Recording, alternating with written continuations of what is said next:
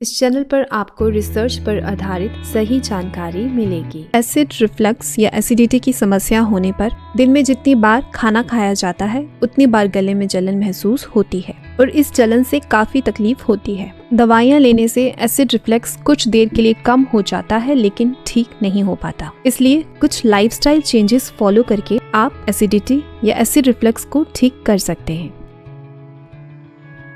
Acidity में सबसे जरूरी चीज स्ट्रेस को कम करना। जीवन में स्ट्रेस का होना एसिडिटी को और बढ़ा सकता है। स्ट्रेस को कम करने के लिए काम से ज्यादा खुद पर ध्यान दें, एक जगह बैठकर काम करने वाली आदतों को छोड़ें और फिजिकल एक्टिविटी को बढ़ाएं, मेडिटेशन करें और स्ट्रेस से दूर रहें। स्ट्रेस को कम करने से हमारी आधी बीमारियां तो वैसे ही खत्म हो जाती हैं। लीवर को डिटॉक्सिफाई करना बेहद जरूरी है। अगर आपको फैटी लीवर की समस्या है तो एसिड रिफ्लक्स या एसिडिटी ठीक नहीं होगी, इसलिए लीवर पर काम करें। अच्छे फैट्स खाएं जैसे omega 3 fat, walnuts, flax seeds, chia seeds, ये सब डाइट में इंक्लूड करें। फ्रूट्स ज्यादा से ज्यादा खाएं और चीनी का सेवन कम करें। सिट्रस फ्रूट्स जैसे ऑरेंज, लेमन, इनका सेवन कम करें क्योंकि ये एसिडिटी को बढ़ा देते हैं। लीवर को ठीक करने के लिए आप डॉक्टर द्वारा बताया गया कोई लीवर सप्लीमेंट भी ले सकते हैं, लेकिन अपनी मर्जी से कोई भी सप्लीमेंट ना लें। फैटी लीवर ठीक होते ही एसिड रिफ्लक्स भी ठीक हो जाता है।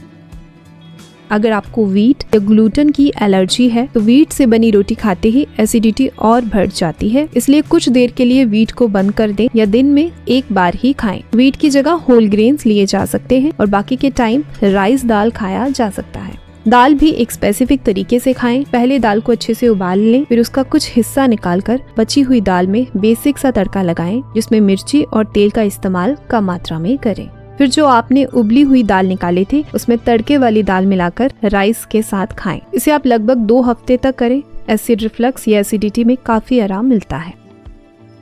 जल्दी में खाने से पेट पर जोर पड़ता है जो एसिड रिफ्लक्स को और बढ़ाता है। जब भी आप खाना खाएं उसे जल्दी में नहीं, आराम से धीरे धीरे चबाकर खाएं।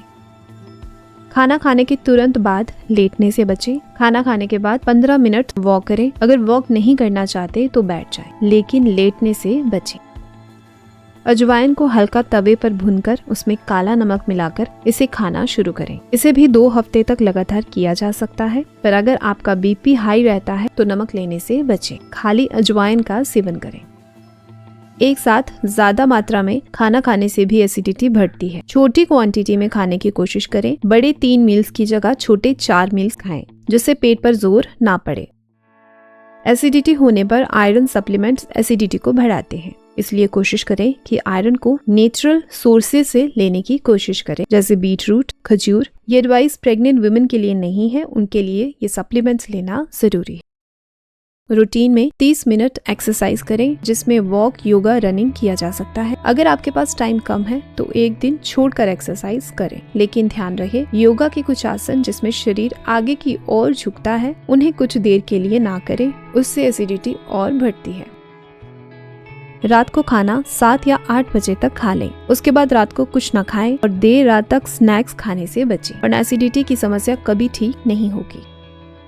रात को देर रात तक जागने की आदत को छोड़ दें। अगर आप देर रात तक जागते हैं तो भी 12 बजे तक सो जाएं और कम से कम 7 से 8 घंटे की नींद जरूर लें। अच्छी नींद लेने से भी एसिडिटी की प्रॉब्लम कम होती है। जो भी लोग एसिड रिफ्लक्स की प्रॉब्लम से परेशान हैं वो इन बातों का ध्यान रखकर एसिड रिफ्लक्स को ठीक कर सकते हैं। अगर आपको वीडियो इन्फॉर्मेटिव लगा तो इसे लाइक करें, अपनी फैमिली और फ्रेंड्स के साथ शेयर करें और चैनल को सब्सक्राइब करें ताकि रिसर्च बेस्ड हेल्थ अपडेट्स आपको मिलते रहें।